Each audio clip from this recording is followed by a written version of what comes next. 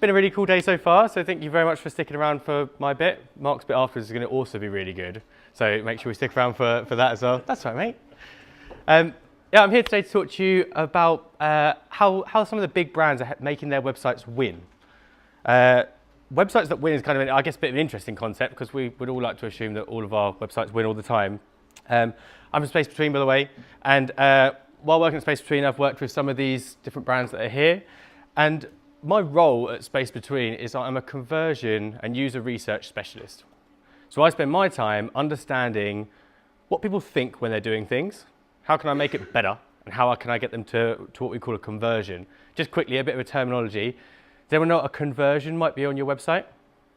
So a conversion is literally whatever it is that you want someone to do.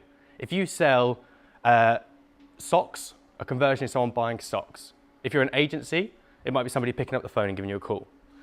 If you shit your pants, I don't know. But, oh, sorry, oh. So I spend all of my time. Don't call me. I spend all of my time working out how people navigate their way through websites and then how to make that better. I guess why is it important for us to worry about these conversions? I mean, apart from the fact that it's the primary goal of what we want everybody to do that are on our websites. And I mean, I talk about this quite a lot. If that means anything, probably not much. Other people, that's a better one. Other people talk about this thing as well, and it's kind of it's growing very, very quickly. You can see kind of success stories. So this is a test that we ran a little while ago, and you can see across the candidates how much they increased. Oh, it's really, really boring though. Let me tell you a story. So I love Christmas, and I know it's weird talking about Christmas when it's finally sunny in England, but I really, really do love Christmas. And I also have a son now, which means Christmas isn't all about me much. My son, he really, really likes trains. Loves little toy trains. How cute is that? Loves his little toy trains. And now that I'm a parent, I have to consider what I'm going to get him for Christmas. So I'm like, okay, he's obviously going to want more toy trains, because what little kid that's 1 year old doesn't want more bloody toy trains? So what do? Like any normal person, I go to Google. I Google kids wooden trains. And I get shown like everything. Like, oh my God, is there this many? That's not even plastic, that's plastic, that's not even wooden. There's so many different options. And after I navigate my way through this, I think, oh, one of these sets is quite good. So I click on it. Oh, this looks pretty good. Yeah, I can imagine my little son Louis playing with this. I think he'd really like that. And then again though, there's like loads more different options to choose from before I eventually get to the point where I think, I'm gonna give one of these a go. I mean, this is made by Big Jigs, which are a Kent-based company, and they're like way down here in this list. So the chances of being chosen amongst all these people is really low. But eventually I pick somebody, this mulberry bush, I pick these guys, and I think, oh, this looks a little bit different. And then this is another one, and I can't even read the name of their logo, that's how good they are. I'm kind of looking through, and all these are the same products, slightly different prices, slightly different things. This one's Frugo. Frugo look interesting. I feel like I recognize the logo from somewhere, but I've never used them before. Wooden Railways. Okay, that looks like a good one. They got a good price.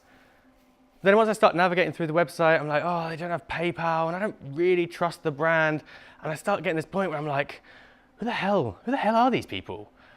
And why am I going to spend my money with them? This is a reasonable amount of money to consider the purchase of. So, like any sane, rational person, when making a purchase, what do? You go to Amazon. It's got one-click payment. I barely even have to consider if I want to spend the money before I've already spent it. It's got this. It remembers all of my details. So again, it's even quicker for me to buy things. But I buy with them all the time. I know it's probably going to turn up at some point. It might be late, but it'll eventually get there. I know that if anything does go wrong, they've got a really good customer service to talk to. But the most important part is that I get to enjoy Christmas again. It's done. I've done the thing that I want to do that's blocking me from enjoying my Christmas. And it's Jeff Bezos that says, if you do build a great experience, customers tell each other about that, and word of mouth is really powerful. And I'll caveat that with as well, is if you build a really bad experience, people will equally tell people about that. I saw yesterday someone moaning about the Trainlines app. They were saying the app is amazing, and this one tiny thing about this app meant that they wrote this really long post about how annoying it is. But the main thing they started with, I really enjoyed the app, but that's what we're all like. We're all happy to moan about things, or at least definitely the English people in the room. I know we all like a good moan. So a better conversion roadmap then? How do we kind of improve these things? How do we get our websites competing against the likes of Amazon, at least from a conversion point of view? As with anything, I can narrow it down to a very simple 3-step process. So the first step is to understand your customers. Know who they are, what they do, how do they do it, what do they like, what don't they like. The next step is to learn what they want. What do they want to get out of the thing they're doing on your website? I'm not a marketer, I'll be completely honest. I'm not really a developer. I don't really know where I fit within the gap, somewhere around in the middle. But understanding what people want. If you've got the wrong type of people coming to your website, you're never going to get them to convert. But if you've got a bunch of people coming to your website, is there something we can get them to do?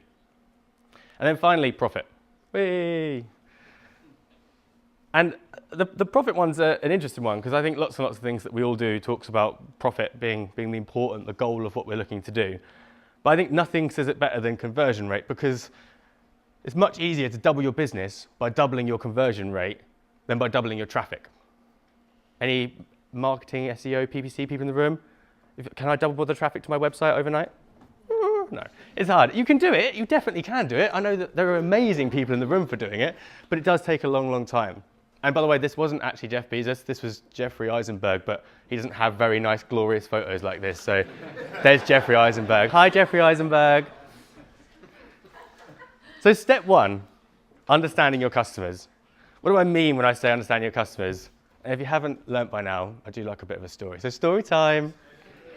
Hey! Has anyone been to Hythe before in Kent? Now, I know a lot of people aren't from the UK. Put your hands up in Hythe, look around. Oh, quite a few people have actually been to Hythe. That's amazing. If you're over here for a little while, go to Hythe. It's really lovely. If you want to go to Hythe, this is Hythe. This is Hythe Beach. And the reason I'm showing you Hythe Beach is because it's a lovely little place. It's probably, 30 minutes from here? It's a really, really, really lovely place. But the reason I'm showing it to you is because it's where I get my hair cut. I get my hair cut in Hythe. And hopefully some of you will resonate with this next story. So when I'm getting my hair cut, I go to the same place over and over again. I go out of town, so I travel for about 20 minutes to get my hair cut. I go out of town, I go to the same place, I have the same hairdresser, and every time I go there, I'm like, hey Shappa, how you doing? How's the family? How's your kids? Oh, my kids, they're great as well. Oh my God, we've got such a good connection. And we get on really, really well. And hey, what do you want? Shappa, don't be silly. You know what I want. You don't need to ask me what I want, because you're an angel and you'll do exactly what I want. And he cuts my hair, and we chatting the whole way through. And at the end, he does this thing, and I hope this isn't just a British thing, but he kind of gets the mirror out and he shows me around. What do you think? And I'm like, you've done it again. You're an angel. And I tip him, and I pay him more than he needs to be paid, and then I leave, and he's really happy.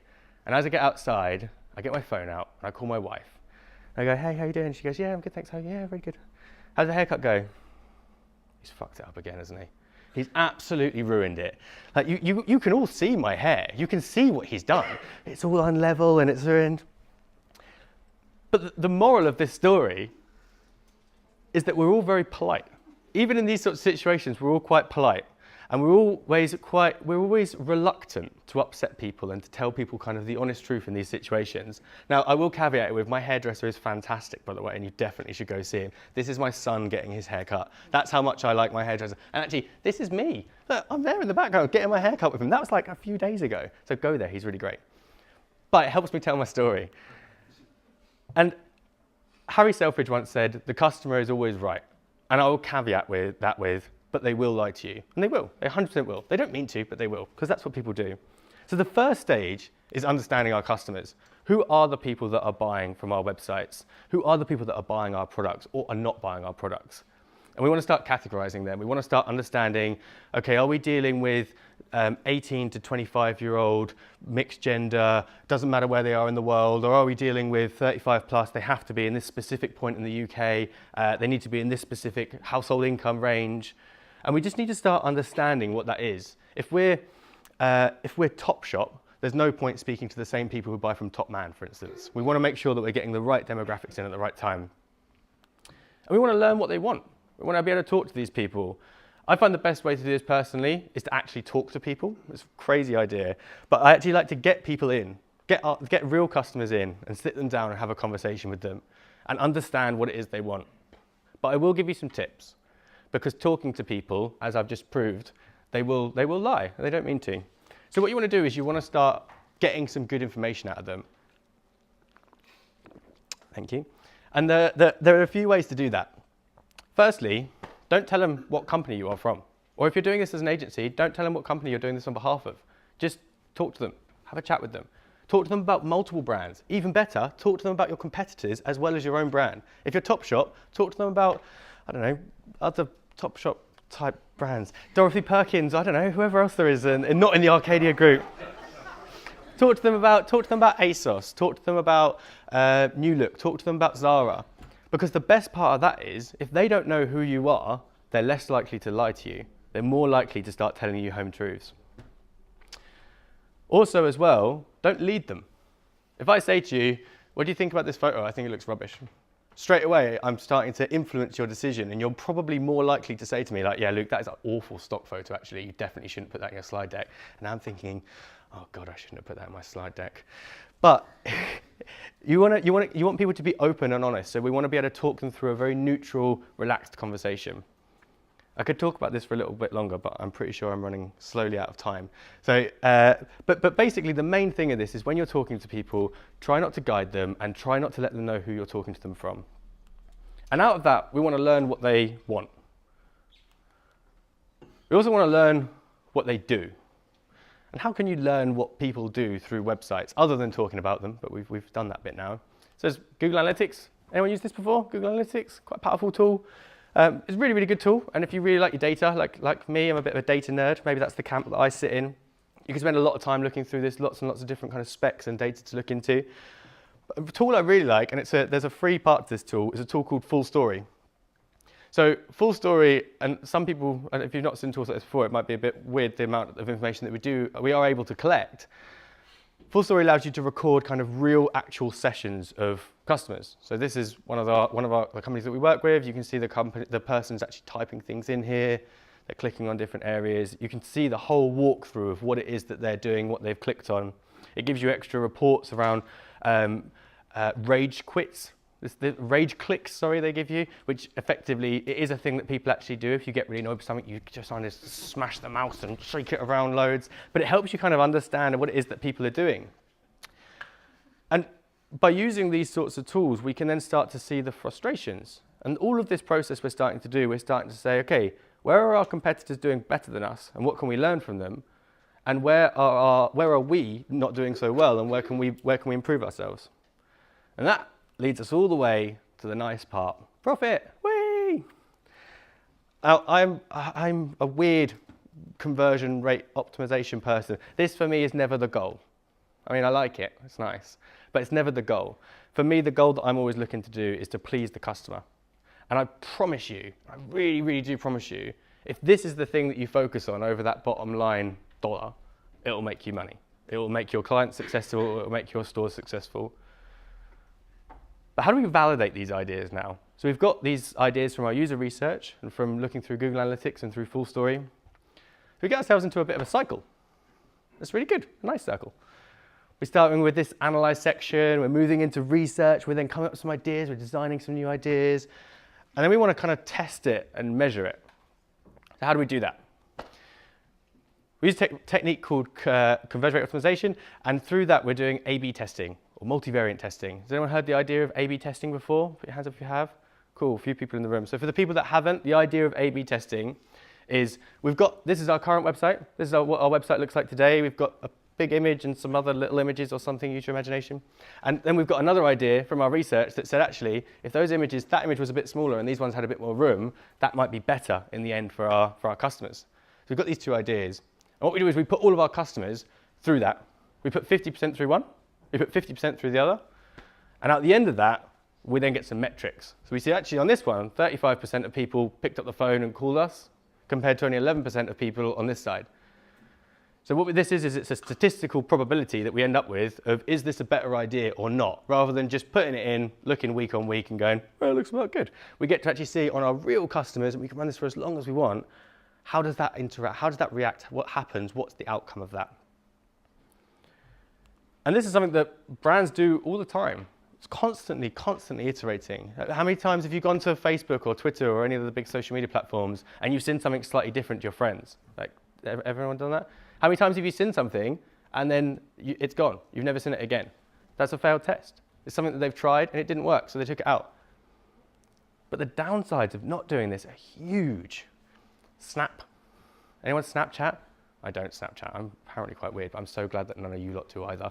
So Snapchat, for a while, they had this, they were doing really, really well. And what happened after a little while, they released a brand new variation of their app, and their shares just tanked, like really, really tanked. I mean, one of the Kardashian girls also said it wasn't very good, which apparently is a really bad thing, I don't know. But it was all based on the fact that they released this new design, and everyone hated it. Everyone really, really hated it, so much that they were posting things online about it, they were deleting it, they were complaining about it.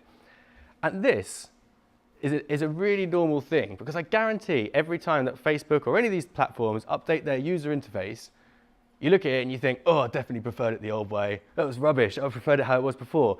We do not like change as people. So if we could do this slower, if we can test the changes as we go, we're much more likely to be successful.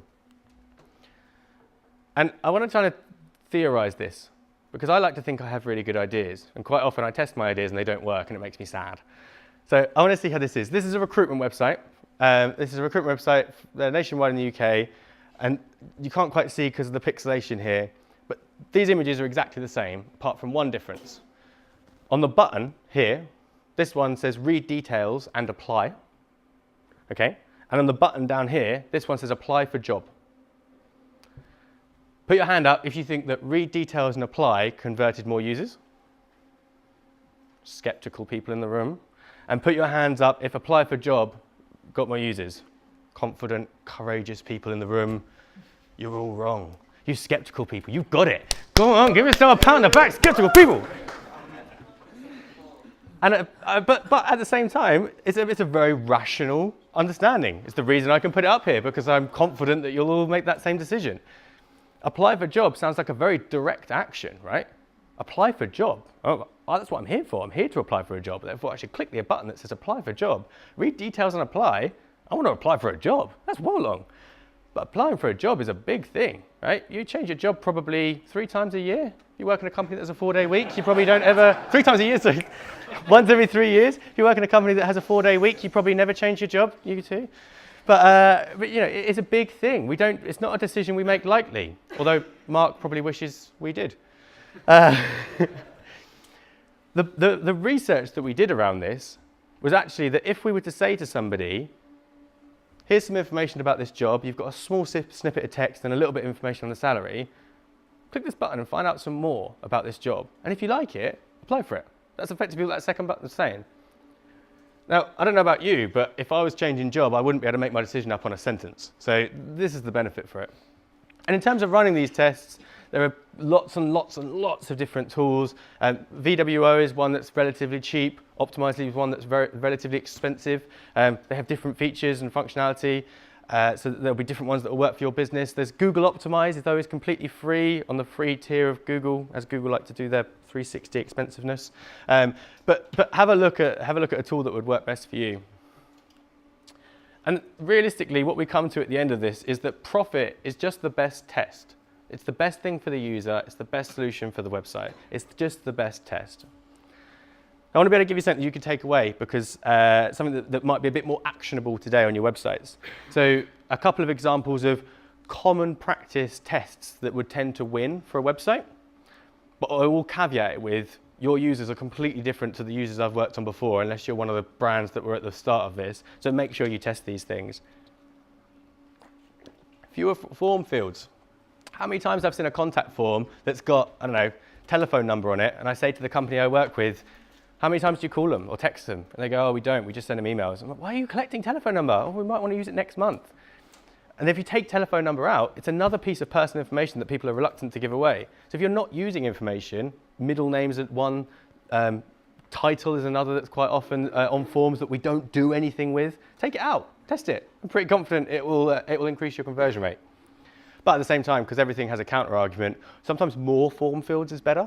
If you're buying a house online for some reason, and literally you saw a house that you liked, it's a very expensive purchase, or a car, you click the button to buy your car, and literally I just say to you, card number, go. No, I'm spending thousands and thousands of pounds. I want to be a bit more reassured. At least we'll walk people through the process. Where's your address? Oh, good. At least I know I'm going to get my house delivered to me. At least I know I'm going to get my car delivered to me. What's your name? Fantastic. They know who to put on the deed for the house. I don't know. It's important that we walk people through the correct amount of steps. Likewise as well, the order of fields. If you ask for a credit card number first, it's that same thing. That's a personal bit of information that I don't tell many people. I'm happy to tell you my name though. Let's start the conversation out there. It's like walking into a bar and just going straight up to the first person and say, hey, how much do you earn? Like, it's not how conversations work. So the next one, remove gift cards. If you sell something on your website and you have a little section on the website that says, better one, right? If you're buying something and you're on a website and you see a little section that says, add your gift card here, what is the first thing you do? Google gift cards, obviously, because if there's some other person who got £15 off my £200 purchase, I bloody well want it as well. And do you know what the most frustrating piece is?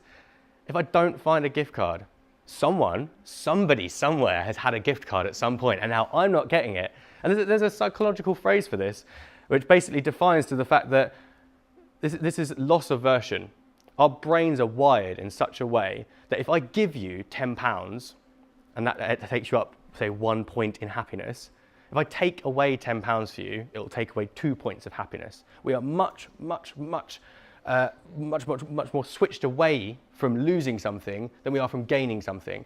So straight away, my brain goes into, I want whatever the last person had, and I don't even know what it was. So if you have a gift card field on your website and you're not really using it, obviously they're very good for promotions, but if you're not using it, take it out. Take it out until you put the next promotion in, and people can actually find a gift card and enjoy the service and buy the thing. I guarantee it will increase your conversion rate. Don't guarantee, please test everything. Only a couple more. USP bar, really good one, quite a common one now. Quite a lot of websites have this. Put your USPs across the top of the website. If you ship things, and you do free shipping, oh God, this is going badly, Amy. Make sure that you make sure that you put that information at the top of the page. It's an important piece of information. And personalization, really, really good one. Often used quite badly as well. My bank's terrible at it. Talk to people when it makes sense to talk to people though. Don't just say, hi Luke, this is some terrible information we're going to tell you because it's terrible, but we said Luke, so you'll like it.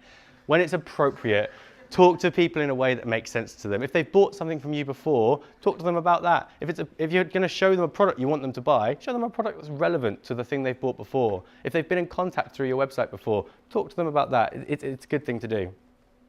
I'm nearly finished, promise, Becky. So 3 steps to a better conversion roadmap. 1, understand your customer. 2, learn what your customers want. And 3, please those customers. That is everything that I was hoping to say. If you're interested in learning anything more about these sorts of topics, here's some really good books, some really good things to kind of have a look at afterwards. I didn't write any of them, but they are all very, very good. The next slide says questions, which we're not going to do yet. We might be doing that later though, but I'll be around for a little while if anyone wants to have a chat. And thank you very much.